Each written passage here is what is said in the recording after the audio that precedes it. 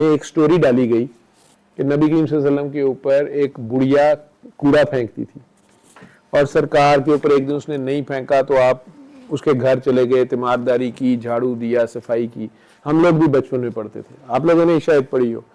अब इसको जितना ट्रेस आउट किया गया पाकिस्तान बनने के बाद की दरसी किताबों में या स्कूल की बुक्स में डाली गई, लिखवाई गई, किसने लिखी कोई पता नहीं। लिखने वालों ने शौक से, बाकियों ने हम जैसे ने वाह वाह सुभान अल्लाह की बड़ी अच्छी उलमा जो मेरे जैसे पढ़े उन्होंने पढ़ के उन्होंने बगैर तस्दीक सारे अब करी जा रहे हैं कि सरकार की शान ही बढ़ रही। ठीक है, जिन्होंने डाली थी पहले पूरी एक जनरेशन तैयार करके 40-50 साल तक ला के उनके भी सारा करके अचानक उन्होंने ही बड़े फोरम्स पे ये सवाल उठाया जी कि हमें किसी भी हदीस की किताब से इसको साबित कर दो।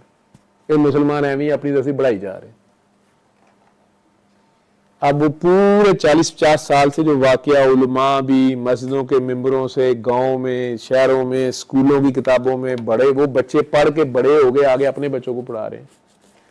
उनके सामने अगर मुस्तनद आलिम ही 2-3 आगे टीवी पे कहते हैं कि हाँ जी ये किसी हदीस की किताब में नहीं है, तो बाकी सारों का उस पर पूरे उस तरह के नॉलेज के ऊपर शेक हो जाएगा कि नहीं कि यार ये पता नहीं अब इस पर क्या एतबार करना है, क्या नहीं करना, ये भी सही है कि नहीं भी सही है। ऐसी ऐसी मूव्स चली जाती हैं।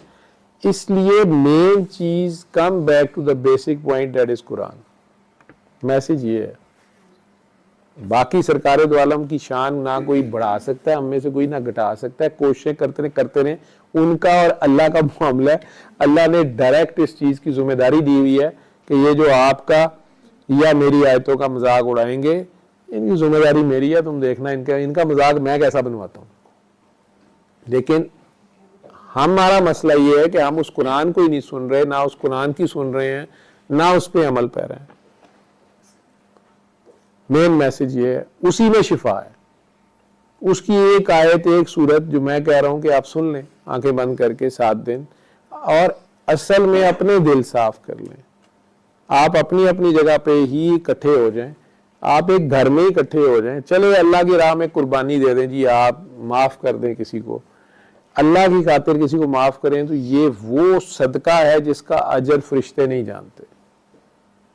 ये अल्लाह ने इसका अजर देना है। जब आप अल्लाह के साथ कोई डीलिंग करेंगे, अल्लाह के बल बरतोगे कुछ, अल्लाह को गिफ्ट में उसकी मखलूक की माफ़ी दोगे, जो वाकई कोई बेजालिम है, जाहिल है, कोई बदबख्त है, आपका करीबी अजीज रिश्तेदार है, बहन भाई, माँ बाप, ददियाल ननियाल, ससुराल, मेका पेका कोई है, आप दुआ दे देंगे अल्लाह की खातिर। जब अपने नबी करीम सल्लल्लाहु अलैहि वसल्लम का एक बेवकूफ़ उम्मती समझते हो उसे दुआ दे देंगे या किसी कब्र में पड़े हुए को माफ़ कर देंगे, इसका अजर अल्लाह ने देना आपको। ऐसे फेल के ऊपर उसकी रहमत ऐसी जोश में आती है कि तूने मेरी खातिर इतने बड़े गुनाहगार को छोड़ दिया जिसने तुझे इतनी अजियत दी थी, तूने अगर छोड़ दिया तो अब देख मैं क्या करता हूँ। तो जब मैंने तुझे भी माफ़ किया या तेरी पिछली नस्लों से भी जो हुए हैं मैंने वो भी माफ़ किए, और जिस चीज का खमियाजा तुम मिन हैसुल कौम भुगत रहे हो मैं तुम्हें उसमें से अब देखो कैसे निकालता हूं। तुमने मुझे पुकारा है, ठीक है, वो डेफिनेटली वो कहता है मैं उतना ही रहता हूं जितना मुझे समझते हैं, मेरे से जो उम्मीद रखते हैं। इसलिए कहता हूं कि ये अपनी अकल की जान छोड़ के जब अल्लाह के आगे जाओ तो ये अपनी अकल शक्ल छोड़ के बस उसके आगे पेश हो जाओ, उसके आगे जीरो हो जाओ। फिर उसका काम है इस जीरो के साथ वो 1 किधर लगाता है। जी बेटा, सल्ले अला सल्ले अला सल्ले अला सल्ले अला सल्ले अला शफीना सल्ले अला